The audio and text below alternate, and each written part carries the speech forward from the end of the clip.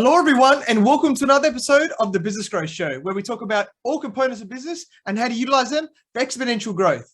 My name is Athin Cassiotis. I'm a serial entrepreneur, international speaker, results strategist, business coach, mentor, and consultant. Today, I have an awesome guest. She is an entrepreneur, speaker, podcast host, and emotional intelligence coach for ambitious business leaders and healers. She has shared her message on the TEDx stage, NBC, Fox Radio, and Top Summit and podcasts. With 20 years experience in the business and leadership management and health and wellness advocacy, she inspires those to unleash their potential and performance in all areas of life. Welcome, Jennifer Watson, and thank you for being on my show. Athin, it's so exciting to be here, an honor, and I'm honored to support your community of people and ready to rock and roll and get some good information to them. Love it, Jennifer. Love your energy. And I'm sure it's going to be an amazing show for everyone watching and listening. So you're a very successful entrepreneur. So for those people who don't know who you are, please introduce yourself by telling us about you and your journey. Yeah, absolutely. So, I know a lot of your listeners probably know this when they've researched a lot of what I call, quote, successful people. We've had a lot of our own journeys of failure, or what I call the lessons learned. And we've probably experienced those lessons as much as we've experienced success. And my journey started truly in the wellness journey. So I've had 2 brick and mortar practices, Athin, and they've always been a holistic mind, body, soul practice. But part of the reason for that is my journey in wellness. And it wasn't from a physical wellness state that I struggled, but a mental wellness where I struggled with depression for years, even though I was, quote, successful in a lot of different things. And when I started healing that and realizing what wellness it really included, including mental, emotional, and spiritual health, is when I started healing and helping those heal better in their overall wellness journey. And what happened, it just took me in this journey to share the message on big stages and ultimately become a coach to a lot of high performers, because what I found, a lot of high performing, ambitious leaders and entrepreneurs struggle with mental wellness, struggle with depression, and it really affects so much your business and let alone your life. So I was able a few years back to start growing a little bit more in the coaching realm, where I get to work with people on what I call the wellness and leadership dynamic duo, where we work on their wellness, but leaders often are struggling in leading their team, leading themselves, especially in the last 2 years. So I call it the wellness and leadership dance as a coach, where I get to help a lot of entrepreneurs really fan their wellness and their leadership style and accelerate their productivity, profit, and impact in a more influential and authentic way. So that's where I'm at, and I get to share that message across the stages. I'm one of those weird ones, Athin, that loves to speak, but I love to see people really shift organically in a room. And that's been a joy of mine for many years, but now that's where I'm at. And I get to continue to grow my business, continue to grow impact, and continue to shift it, right? And do the dance. We've all had to do that as entrepreneurs. And I've been able to grow it in such authentic ways by healing myself first through my own journey, and now helping a lot of leaders heal themselves so they can create better impact. Yeah, love that. Thank you for sharing that. Love the journey, and so powerful, because a lot of people don't think of this wellness side, right, as much. They just think about what's that end result there. And, maybe let's start, delve a little bit more into wellness, right? Because obviously you're big on this, and, it's quite a broad topic like you were touching on. So do you want to maybe share a little bit more about these different components of wellness in your eyes, and then maybe some of the key lessons now that you're incorporating in your life to make sure that, your wellness is at that really high level to help you grow in many ways? Yeah, absolutely. And I agree. When you throw it, it's like saying, what do you think leadership is? All of us have a different idea of that, but I do believe even in leadership, there's a core definition. And then we all have our nuances that bring in our values and our vision and mission. Wellness is the same way. We all have our different ideas of how to pull that in and optimize it, but you have to support all 4 components of wellness: physical, emotional, mental, and spiritual. Physical is something, especially in the United States, we've focused on for years, even though we've seen numbers continue to skyrocket in depression, anxiety, suicide. It's the #1 reason, at least in the United States, that people go to the doctor's office. And according to the WHO organization, it's also going to be the #1 reason why across the world people go to the doctors, not for physical reasons, but mental health, emotional health, okay, depression, anxiety. So you guys, this is a big deal. So just know that part. Physical health is so, so important.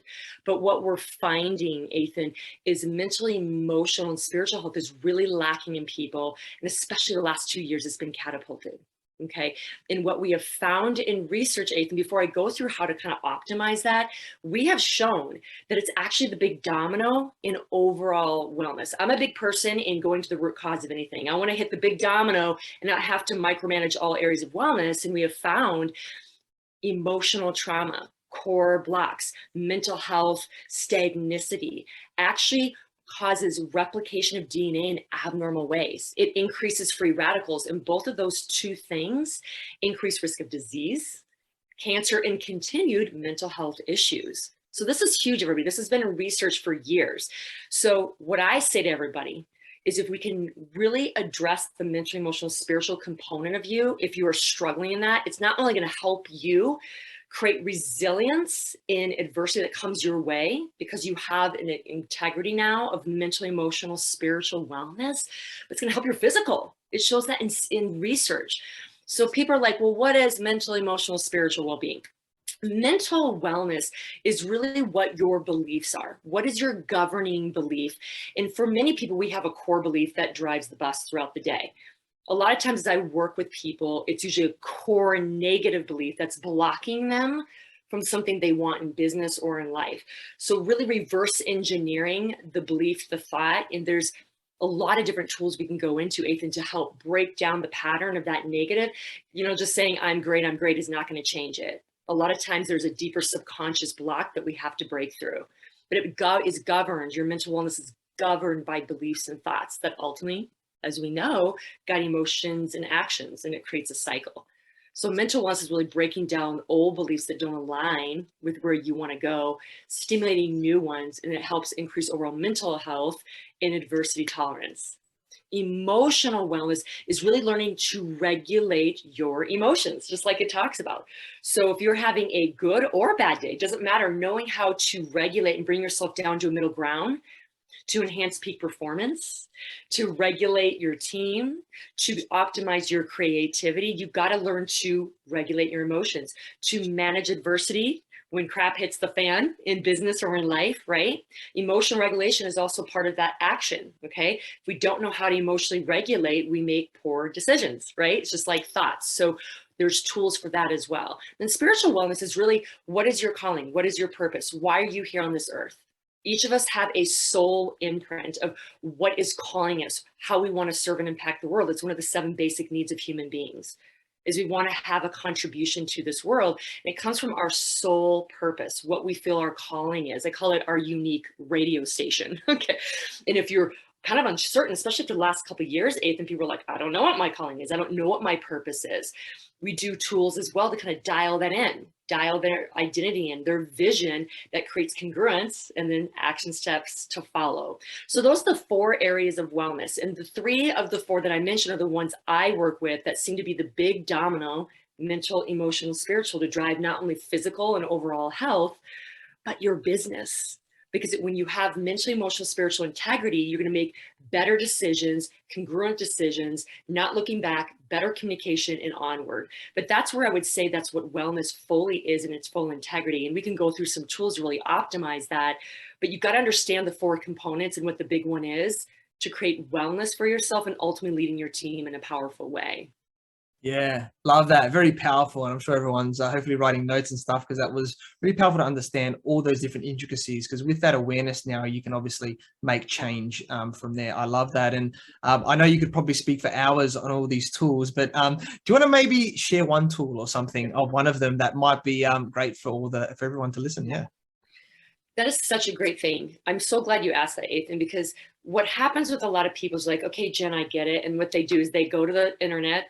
Trust me, guys, I do it too. Google download everything. You get about 20 different things, and then you freeze and you do nothing. So I want to give you one that, again, is a big domino to start things. Okay. Often, and I know Athin will agree with me, often we need support. We need advocates. We need mentors. We need coaches. We need people that keep us accountable. If there's something bigger there, it's just like, having a chronic disease, you may need more support from a practitioner versus just eating right. Okay. So know that this tool is powerful, but that you need to be super aware. Like, are there other things you need to pull in? Okay. So just really, really know that. If I had to give you one tool, and I'm actually gonna give you kind of a second tool too, because it rides off this one really well. This is how I coach very differently. And I believe it's being missed, Athin. Okay. We talked about in the emotional state, the emotional regulation piece. It's the middleman. It's literally we humans, no matter how quote emotional you are, we all are made from emotions, and our emotions guide our actions every day of the week and twice on Sunday. Man, woman, black, white, it does not matter. Okay. When you can learn to emotionally regulate and get yourself in this point of congruency and groundedness again, you can move forward in any wellness decision. And I mean that. So one tool I would say I would give to you to help you start regulating your emotions, if you're having a moment where you're feeling a quote negative emotion, I don't care if it's anxiety, anger, shame, guilt, whatever you're feeling, what I consider kind of a negative emotion, a lower frequency emotion, I'm going to encourage you to actually sit with it. You got to sit with it first. And what I mean is, if you can, get in a closed room or where you're at least by yourself, sit with your feet on the ground and put one hand on your heart and the other on your lower pelvis. And these are hitting two chakra points that help ground you and pull you out of your head of these emotions and what they mean and pull you into a centered state. But sitting with the yuck, sitting with it, guess what it does to your brain, everyone? Your brain goes, oh, she's not running from this. It's safe. He's not running from this. It's safe to just process this. If you're willing to sit with it for 5 minutes, I have people put a timer on, hand on heart and pelvis, and just breathe. Often the emotion starts calming down, and guess what happens? Your brain goes, we're not in fight or flight anymore. Okay, this goes for business, whether you're like, something's going on and it just made me upset. This is going to pull all you leaders in very quickly and shift things very quickly. Go in a room, do this for 5 minutes. It's going to calm you down. It's going to start happening. Your brain goes, she's not unsafe, so we can get creative again. It takes you from the problem to the problem solving. How many leaders we need to be able to be quick on our feet to go from a problem to problem solving, right? For ourselves and our team. It's powerful. I have literally done this, Athin. It sounds so simple, everybody, but no one does it. We run. We don't want to deal with emotion, just make careless decisions. 5 minutes, hand on heart and pelvis, just practice being aware of the breath. Your brain realizes it's safe, and then it's going to go into creative opportunities. Oh, I can do this with the problem. Then you start calming down more and more. It's so powerful. There is power in the pause. There's nothing you get from this today, everybody. Power in the pause for 5 minutes is real. And leaders that do that get problem solved more effectively for themselves, their team, and their business. The second tool, and I got to pull this in because often when I have people emotional regulate, I go right into what I call a morning ritual or a ritual. I do a lot of morning rituals in the morning just to kind of prep for the day, just in case things happen, but doing a ritual of some sort. Ritual can be 10 minutes of meditation. It can be 5 minutes of meditation, 5 minutes of gratitude, but like a ritual that you do every day, no matter if crap hits the fan or you're just doing it for prevention, it's also going to help you mentally, emotionally regulate more quickly during the day. It's just like warming up for a run. You're less likely to have an injury, right? Okay, everybody. So putting in a morning ritual or a ritual after regulating your emotions, because now you're grounded and you'll get a little bit more out of that meditation piece. Meditation to gratitude. All the leaders that I've interviewed, which I've interviewed many, Athin, okay, we all look at the top 10 things that successful leaders have, and it's not because they don't deal with junk. And one of the top things they do is emotionally regulate in morning ritual. Top 2, everyone.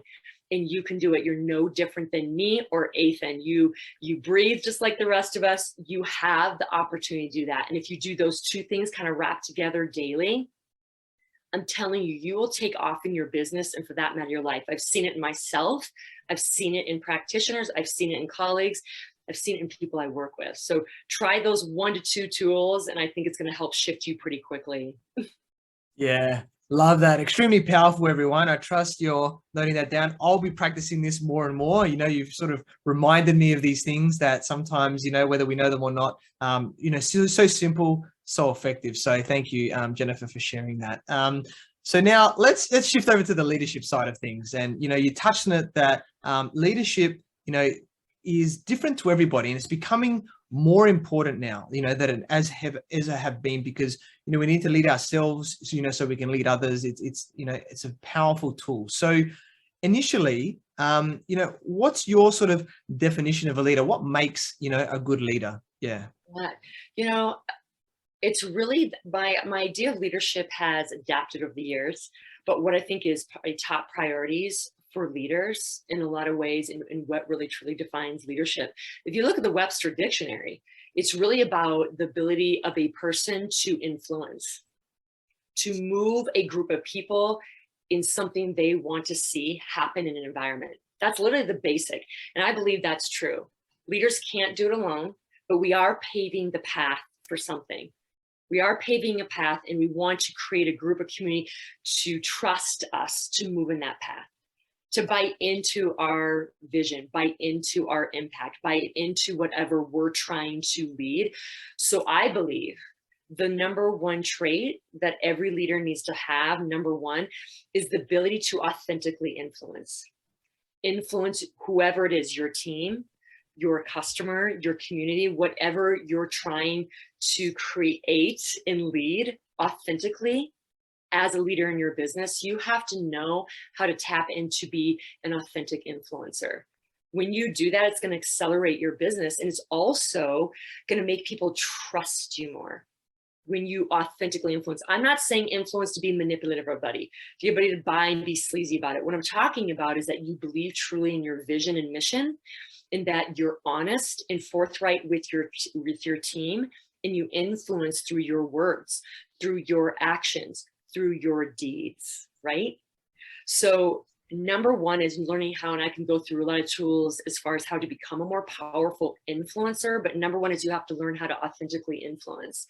Second, I believe that you have to be very good at navigating the depths of conversation, in learning how to speak. You're all speakers, no matter if you're on stage or not, because when there's tough conversations that happen between a customer, between your team, and you're trying to figure out the solution, you need to know how to navigate and create safe space for you to communicate and for the other people to communicate, right? That's number two. And then number three, I would say that really optimizes a powerful leader is they're highly intuitive. We can't continue to be good at business unless we're highly intuitive. And what I mean by that, Athin, I've worked with business leaders that have all the quote systems in place, everything. They've got the branding, they got the marketing, which by the way is very, very important. But in the last 2 years, they self-imploded. Why? Because they were not influential.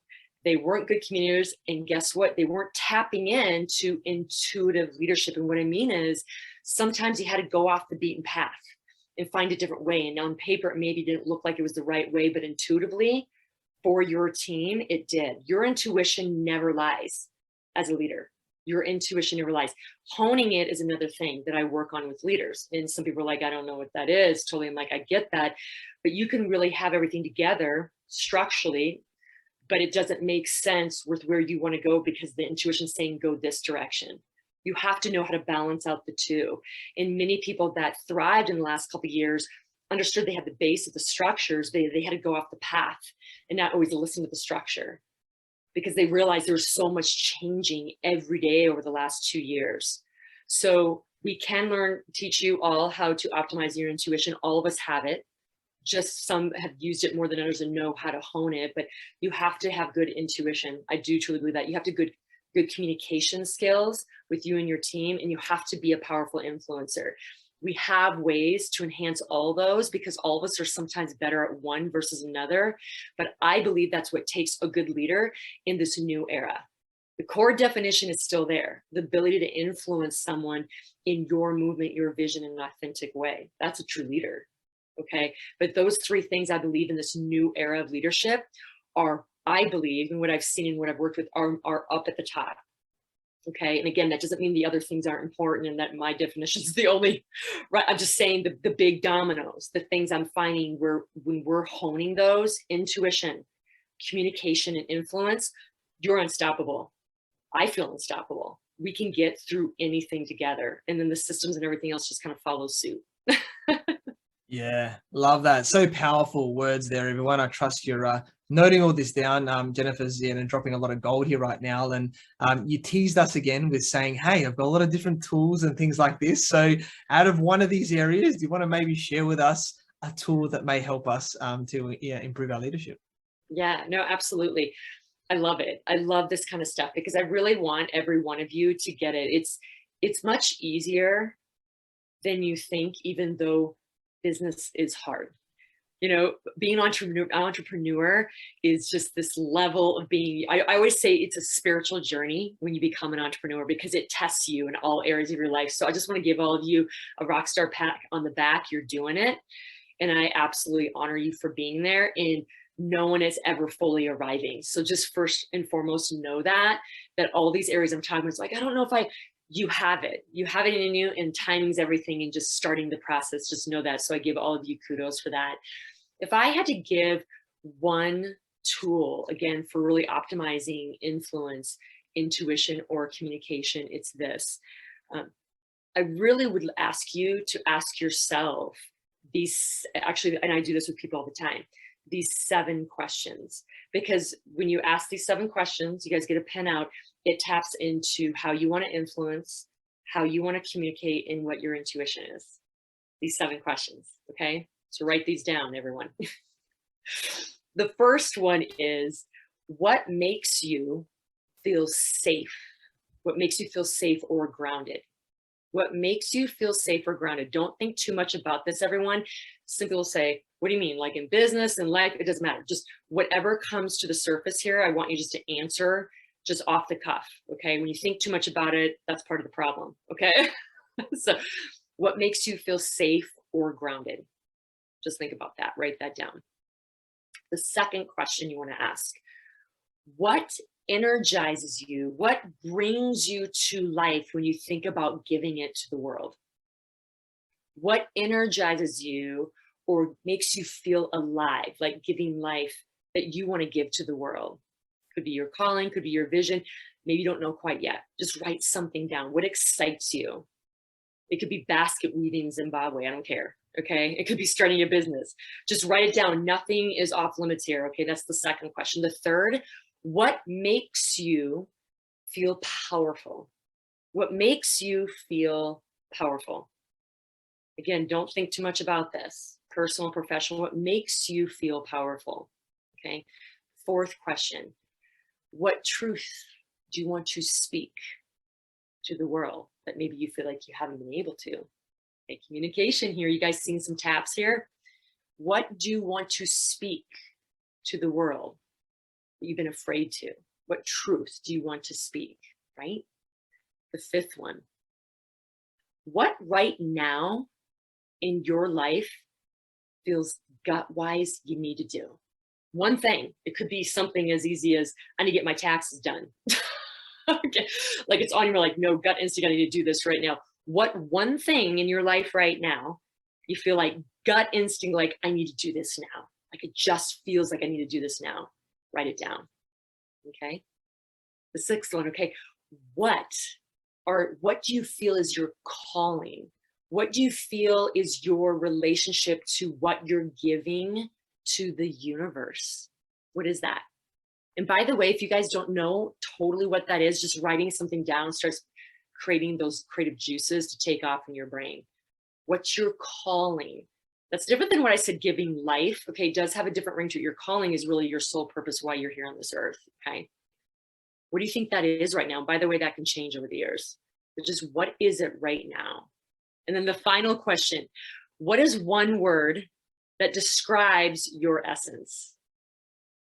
What is one word that describes your essence? And what I mean is, when people meet you, would they say, gosh, she's so funny, she's so lively, she's so energetic, she's so passionate, he's so motivating, he's so persevering, he's so strong, right? Answering those 7 questions start allowing you to look at how you want to influence the world and your team. Starts allowing you to look at how you want to communicate, what your power is. Okay, these are questions to also give to your team, going to help you understand them better. Okay, and also how to start tapping in your intuition, listening to what you want, because you're listening to the questions answered in your own mind, in your own body, in your own gut. Powerful questions, everyone, give powerful powerful answers. So sit with this. There's no judgment. I don't care how silly or how serious you want to be. It just whatever comes to you is the first thing that's your body saying, this is it. Do that, and you're going to tap into everything I just mentioned in literally in a half hour. I kid you not. This stuff works, and when you do it even daily, and just asking yourself these questions. I ask these questions intermittently throughout my week. Like, what am I doing to create power for myself, to create intuition, to give life to the world, to get like I'm always checking in. Am I creating deeds, actions, words that are aligned with that? And then you can't lose. Like, even if you fail one day, you're not losing. Like, you're just learning, right? You're just figuring it out. So that's what I'd say is probably your major tool for the three of those is those 7 powerful questions, Athin. Yeah, so much gold there. Thank you so much, Jennifer, for sharing that. And you've definitely got my mind thinking, I'm sure everybody else, right, about these things. And like what Jennifer said, it's not like a one-time thing, right? This things is consistently ask yourself these questions because, we grow along our journey, right? It's a constant journey. It's not about getting to the end result because there's no end, there. It's just constant growth. So thank you so much for sharing. And I'm sure everyone's very grateful for that as well. So another thing that, I'm finding a lot of people is like our identity is really important, right? It defines how we grow and succeed. And some people, might have, depending on where they're at in the journey, if they're in an early stage, a bit of imposter syndrome or all the other things, right? Where, our identity really needs to be constantly upgraded, right? On our journey as we're growing. So do you want to maybe share a little bit about your thoughts about identity and how, we can enhance our identity as well? Identity is huge. Identity is huge. And I will say this, a lot of leaders and entrepreneurs that I have worked with have had a huge identity crisis in trying to figure out who they are, especially after the last couple of years, even highly successful people. So we've dealt with this as part of our program to really figure that back out and get them back in alignment with their new identity, evolved identity, whatever that is. So for everybody, it is hugely the driver. It's part of that soul purpose I was talking about. Your identity is really made from your beliefs and values, okay, and your behaviors, just to let you know. Beliefs, values, and behaviors, that's your identity. And when any of those are being triggered or questioned, it's going to break down that identity. So we want to work on beliefs, values, and behaviors with a lot of our clients. But what I will say is this, I'm going to go right into a tool on this one, everyone. Many people that were having, quote, identity crises last year, they felt often like this. Low energy, not quite myself. I don't know who I am. I feel kind of outside body. I feel like it's taking me longer to get things done. I'm not connecting with my staff. Like, what's going on? Here is the biggest tool I can give you to help you start creating congruence with your newer identity, even if you don't know totally what it is yet, or you're still trying to adapt it. You want to go down the path of writing down your top 5 values. Okay. And when I say top 5 values, I mean your core values and then top 5 vocational values. So core values are maybe integrity, trust, honesty, perseverance, like, core things that you really respect in yourself or respect in leaders. Vocational values include like maybe wellness or speaking or coaching or creating impact. Like, that's more vocational values. Does that make sense? So for anyone that's struggling in their identity, I would have you ask those 2 questions. What are your core values and your vocational values, to start reigniting what that is, just to start the process.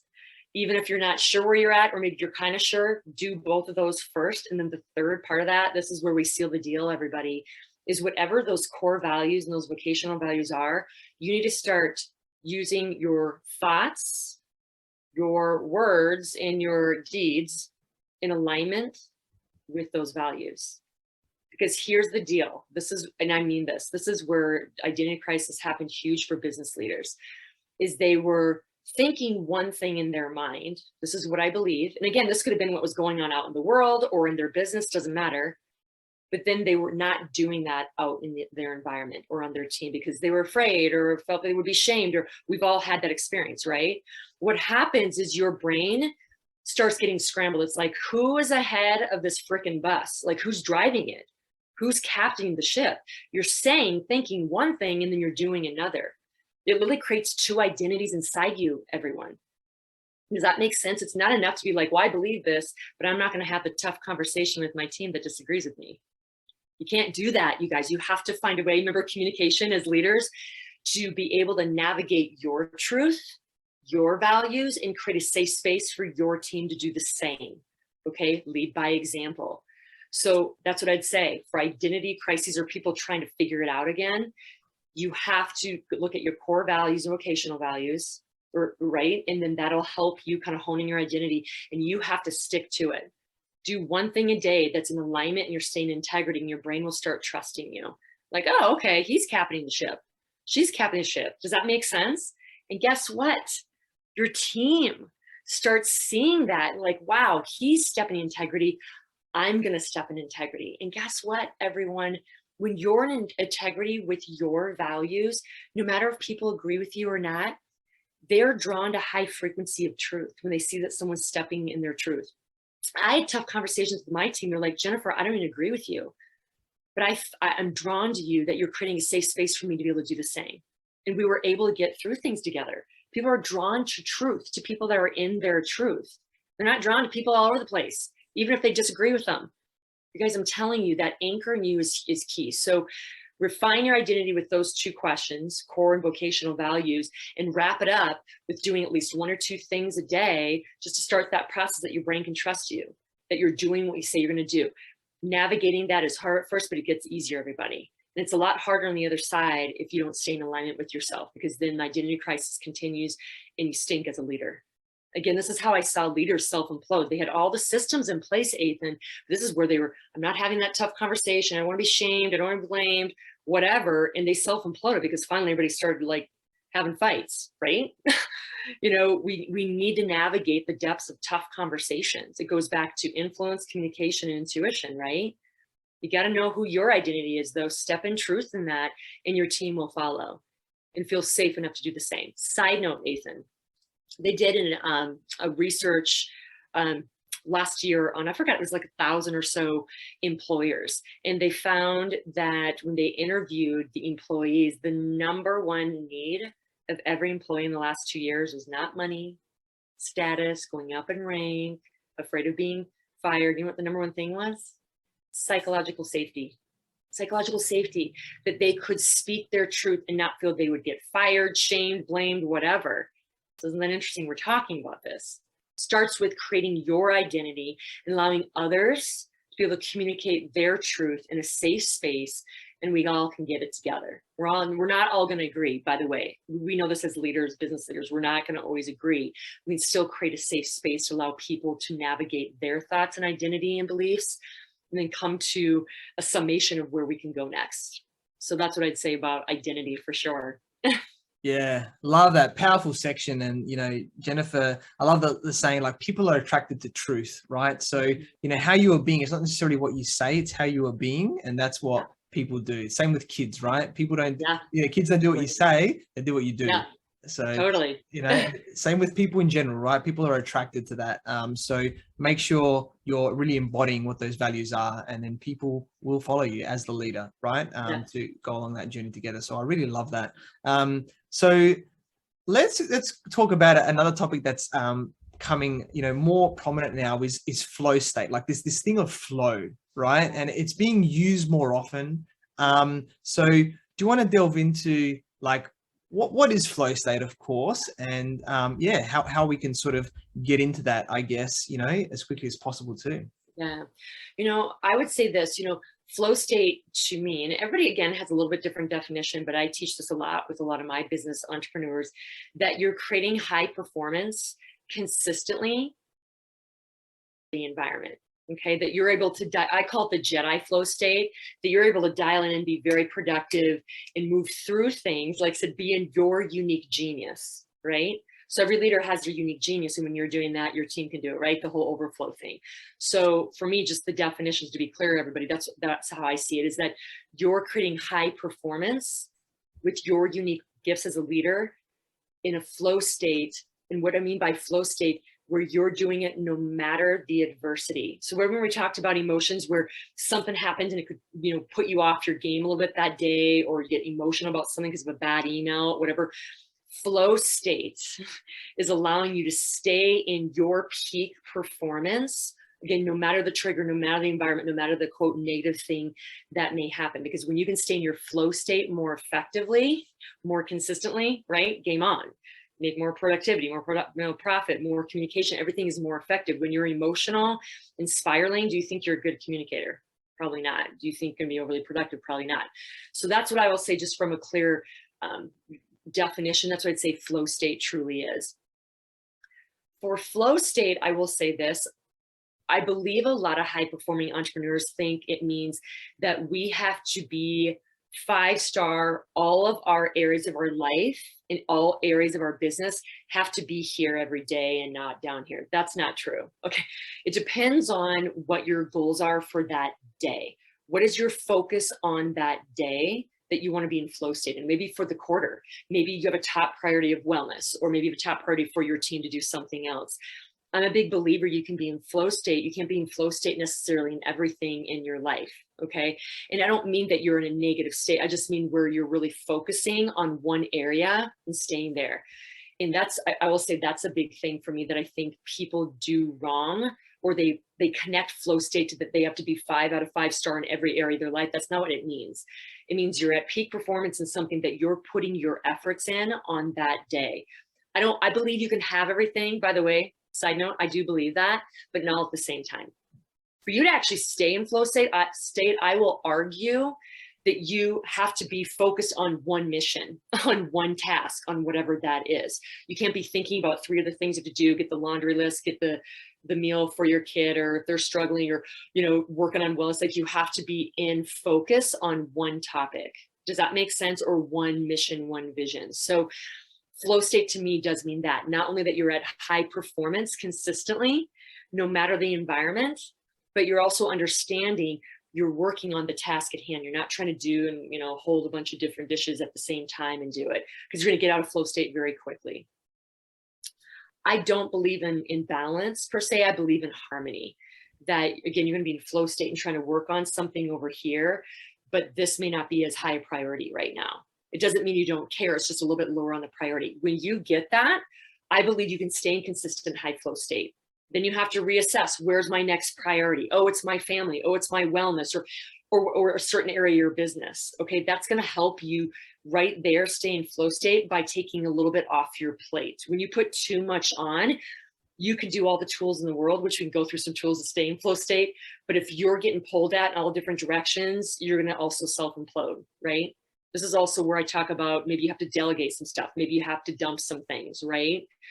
But flow state can happen, but it has to be one priority at a time. And then you reassess where you at. Do you need to shift priorities and do another flow state in something else? So first and foremost, I'd say that's my definition. Also, I don't believe in balance. I believe in harmony, in knowing where your focus needs to be and then reassessing where does it need to be next. And I believe then you can create flow state. From there, how do you stay in flow state? How do you stay in flow state? Some of the tools we just mentioned to help emotional regulation, make sure your identity is really congruent, absolutely help with that, because you're so anchored and you're so good at emotionally regulating. So think about that. If your identity is really anchored, you know how to emotionally regulate when crap hits the fan, don't you think you're gonna be able to stay in flow state better, right? Of course you are. The third thing that I believe helps you stay in flow state is what I call energy list, not a to-do list. So what I mean by energy list is look at your top priorities, what you want to be flow state in, and what takes a lot of energy, AKA a lot of time sometimes, but sometimes it's not always a lot of time, it's just a lot of energy. You want to make sure that you're regulating your energy to stay in flow state, because if something is really massively depleting, you want to make sure that you've slept well, that you've eaten well, that you don't put too much other things below that that's really high energy, maybe more autopilot stuff. Does that make sense? So you want to look at your day, not so much as a to-do list, but what I call an energy list. Maybe you need to shift some things around that maybe create either low energy, like it's just not something you like to do, and delegate it, or it's going to intake a lot of intense energy. Great. Then you need to make the rest of your day a little more autopilot stuff. That will allow you to stay in flow state for sure. And then also I would say doing intermittent meditation, movement throughout your day, and breath work also help you stay in flow state, which are 3 other things that we could talk about forever, because I believe that helps huge in staying in flow state. Is regular breaks during your day, and they're different for everyone, how I change that up for people. Breath work and meditation throughout the day can help keep you in flow state as well, which again, I work with people on depending on the uniqueness of their job. But that's what I would say would be the top things that, like, my definition, what I think you need to look at, what flow state really truly means, and that it's one thing at a time, and then reassess, and then looking at your energy flow, your energy less so much, and it will keep you in that flow state of performance. I teach peak performance all the time with leaders as well. Sometimes I just do a one-off presentation on stuff like this, and we address some of the things I just talked about, as well as some breath work and meditation to keep you in that flow state throughout the day. I've had people that literally can pummel out hours of working with coaching clients, and they're totally high energy by the end of the day. But how you do it? Some of the things I just mentioned. How much energy is it going to take? Is this your focus? Are you doing energy and breath work? Are you, all this? I mean, when you wrap all that together, you can be a machine. You know, and I'm an empath, Athin, and I can get drained if I work with too many people. But if I do some of the things I just mentioned here right now, I stay in flow state. When I don't do that, I won't. I'm anchored in my identity. I'm learning, and by the way, I'm not perfect, everyone, but I'm anchored in that. I'm learning to emotionally regulate, and that helps me stay in flow state. I also know focusing on one thing helps me stay in flow state. I can't be good at everything all at the same time. What is my priority right now? That's going to be where my flow state sits. That's where my priority sits. What can I do? Changing positions, water, hydration, breath work throughout the day to keep there. By the end of the day, I'm feeling fine. Now, there's physical things that can affect that too, which I've worked in wellness with women and hormones and people with different diseases, that sometimes you have to, again, look at that energy part and spread that out. So again, there's nuances to this, but the core is what I just mentioned. And I think that's going to help a lot of people stay there without it feeling like resistance to flow state. Because the irony of that, I'm trying really hard to stay in flow state. I'm like, well, the whole point of flow state, you're not having to try. You're just there because you're so dialed into you in what you're doing and what your gifts are, right? So I always take a more counterintuitive approach, that you don't want to be doing things that pushing and trying to create this resistance to get into flow. That's not how you do it. Meditation, breath work, maybe cutting your to-do list in half and in figuring that out. It's huge. Yeah, love that. So powerful. So many amazing tools. She's just dropping gold bombs all the way through this podcast. So amazing stuff. Thank you, Jennifer. And yes, you've been touching on it today, and, coaching and mentoring is extremely important, right? Like, I've got many coaches and mentors. I'm sure you do as well. So how important has coaching and mentoring been to you, and what has it helped you to achieve as well? So, I was a high-level athlete all the way through college as an All-American at Wisconsin-Madison. The reason why I mention that is I find it really interesting, which when a lot of people get done with high school and they've been in sports and they've had coaches, or they've gone through college and have had coaches, they kind of think like, okay, I guess coaching is over and I live the rest of my life. I've always found that so interesting, because from a very young age, I'm like, well, that's certainly not true. All of us need mentor and coaching throughout our life on many different things in our life. No matter how much we learn and we teach, we always need to be students, because we don't know everything. And more importantly, we can't see all of our junk when we're on the inside of the bottle. We can always see the objective picture, like the 20,000 feet above picture. A mentor, a counselor, a coach helps you do that. With anyone that's been successful that I respect, and when people ask me, how have you done all this stuff? I have a coach. I've had a coach majority of my career, and it's ranged from wellness coach, relationship coach, business coach, leadership coach, speaking coach. I've done it all. I have a coach right now. I've gone through periods where I have 2 to 3 coaches at once, or I'm in a mastermind. And the reason being is what I just said, everybody, they can see things that you can't see, number one. Number two, depending on what your needs are, they can pull in powerful tools for you to shift more quickly. Number three, which I believe is probably one of the biggest things, is accountability. This is research-based, everybody. They show that people that have accountability, people in their life, or partners or coaches, they attain their goals 75% increase over those that don't have an accountability coach. You know why? It's the ego in us. We're like, we don't want to let someone down. It's just, right? We have someone following up with us. There's something to that, everybody. So they objectively can look in and see things that you're not seeing, right? They can give you powerful tools and accountability. And with masterminds and groups, it's that masterminding of minds to create opportunities for you to grow in different ways, again, that you didn't see. So I 100% believe mentorship, coaching, masterminds, I wouldn't be where I'm at without them. They actually have enhanced not just my success, everybody, you know, because everybody's definition, that's another thing, is different. That's very subjective. For me, it's made me a better person. It's made me grow into the most potential, the highest potential that I was meant to be here on this earth. And that's my goal, is that I'm living the best version of myself every day. And that means I'm constantly growing and adapting and learning. And that means I'm having people around me that know something a little bit more than I do.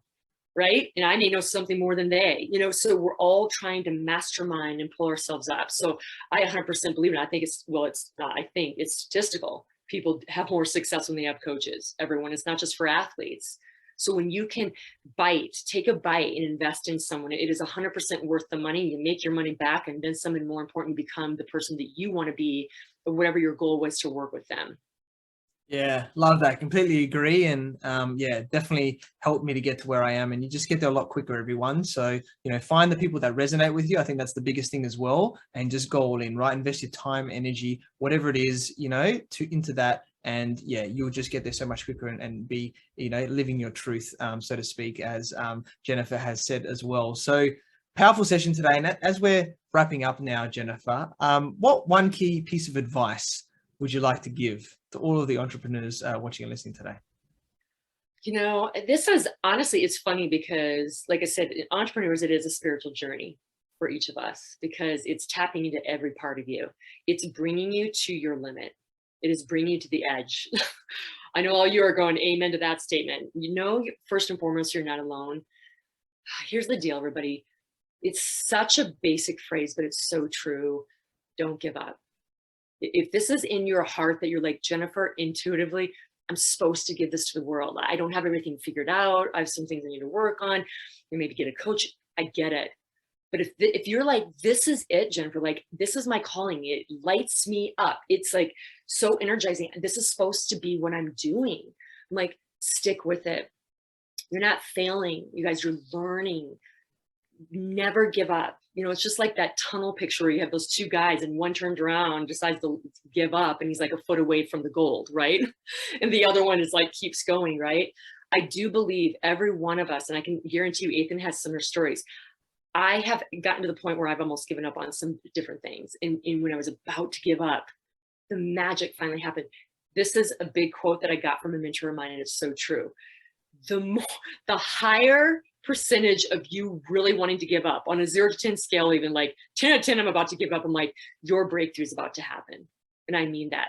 I got denied, if you want to call it rejected, by 20 TEDx applications, everyone, before I got accepted. And by the way, yeah, that's very competitive. And I knew it wasn't about me. And I had to step back, like, how can I refine this? Like, I knew I had to give my message to the world. I couldn't give up. And I was like, I want to give up. You guys, I get it. Okay. Sometimes you're like, I just want to throw in the towel and go live in Zimbabwe somewhere. I don't know. You know, we've all had that. But I'm telling you, the more you want to give up, your breakthrough is literally just steps away. So don't give up. You know, the rest of us have been there and we've seen the other side. And I continue to have those moments where I'm like, oh, I'm about to give up. It never stops. You're going to always have moments as you grow, everybody, that you'll want to give up as an entrepreneur. And when you get that, you'll be able to settle in and just understand it's the journey, and not like, oh, if I can just get through this. No, you'll have something else come around the corner. So again, this is part of adversity resilience. Like, don't give up, you guys. Take a deep breath, take a nap. Tomorrow will be a better day. Reach out to a coach, but don't give up, because the more you want to give up, you're closer to a breakthrough than you realize. And I have plenty of examples of that in my own life.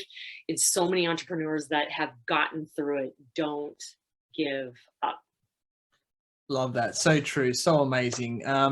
Yeah, we connected through our networks where I learned about your awesome journey from having over 20 years experience, you know, in the business and leadership management and health and wellness advocacy, to now inspiring those to unleash their potential and performance in all areas of life. You've shared so much gold today. You're an amazing woman, and I'm sure you continue to help people and businesses to improve their wellness and leadership. I'm very grateful that we connected, and I look forward to working with you in the future. So Jennifer, how can people find you, get in contact with you? If you have inquiries about other ways I can support you, I do have a lot of different programs. If you're interested in really investing in a coach, great. But no matter what, if you have questions on this podcast, I want to be here to support you. So either LinkedIn, Jennifer Watson Leadership, or my Instagram account, The Jennifer Watson, and I'd be more than happy to connect with you. Love that. So thank you everyone for watching and listening to this show where we talk about everything on business growth. Please like, subscribe, and leave us a 5-star review. You can find me on Facebook, LinkedIn, Instagram, and YouTube as Athin Cassiotis, or visit my website, athincassiotis.com. I completely agree with you, or do I? The only way we know is if you tune in next time. So until next time, remember that our business grows when we learn skills and take action using them in spite of fear. So remember to design your growth and results.